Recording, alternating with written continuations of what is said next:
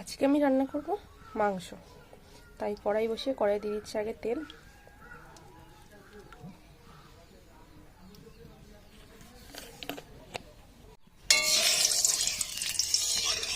তেলটা ভালো মতন গরম হয়ে গিয়েছে, তাই দিয়ে দেবো এর মধ্যে আমি জিরে ফোড়ন। এবার দিয়ে দিচ্ছি পেঁয়াজ কুচি।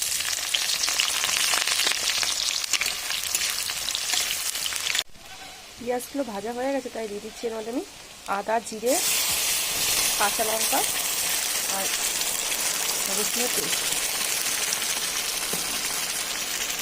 দিয়ে দিচ্ছি টমেটো,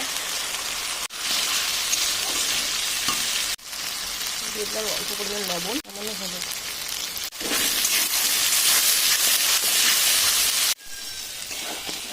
মশলা থেকে তেল ছাড়তে শুরু হয়ে গেছে আর ভাজার গন্ধ বেরোতে শুরু হয়েছে, তাই আমি দিয়ে দেবো এবার মাংস।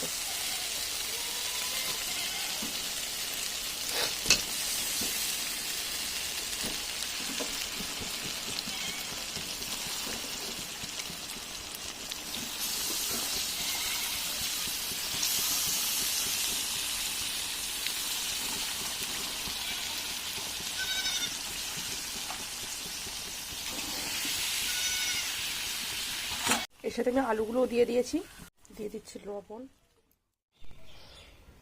এবার দিয়ে দিচ্ছি এর মধ্যে হলুদ,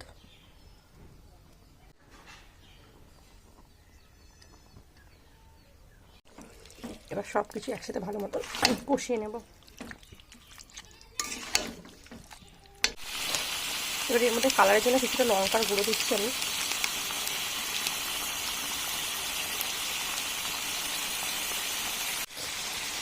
কালারের জন্য কিছুটা লঙ্কার গুঁড়ো দিচ্ছি এর মধ্যে, যেহেতু কাঁচা লঙ্কা দিয়ে দিয়েছি তো করেছি রান্নাটা, তাই একটু লঙ্কার গুঁড়োতে ভালো কালার আসবে না।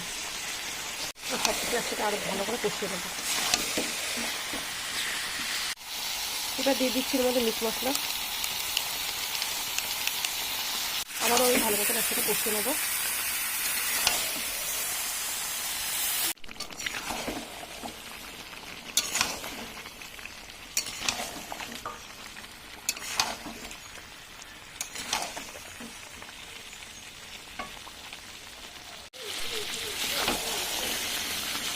দেখো মাংস ভালো মতন কষানো হয়ে গেছে, মাংস থেকে তেল ছাড়তে শুরু করেছে।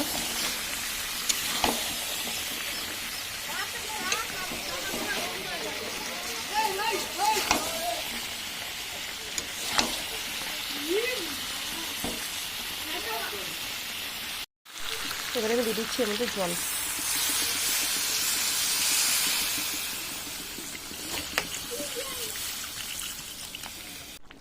এবারে আমি দিয়ে দিচ্ছি এর মধ্যে ধনেপাতা,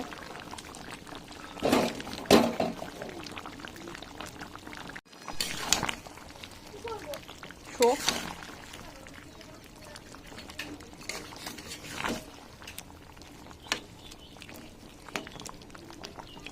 ভালো করে মিশিয়ে দিলাম। এবার আমি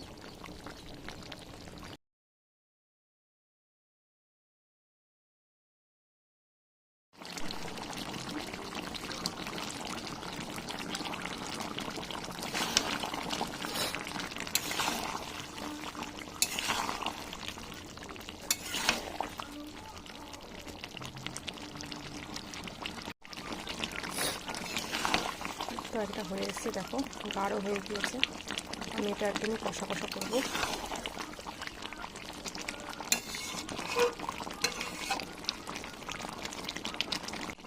আগের থেকে বেটে রেখেছিলাম গরম মশলা, এটা দিয়ে নামিয়ে নেব। সব জায়গায় মিশিয়ে দেবো মশলাটা ভালো করে।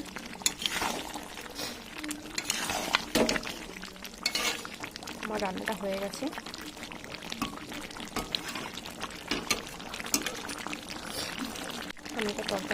আমি তরকারিটা নামিয়ে নেব। যে বন্ধুরা, তরকারিটা আমি নামিয়ে নিয়েছি। তাই আজকের ভিডিওটা আমি এখানেই শেষ করছি।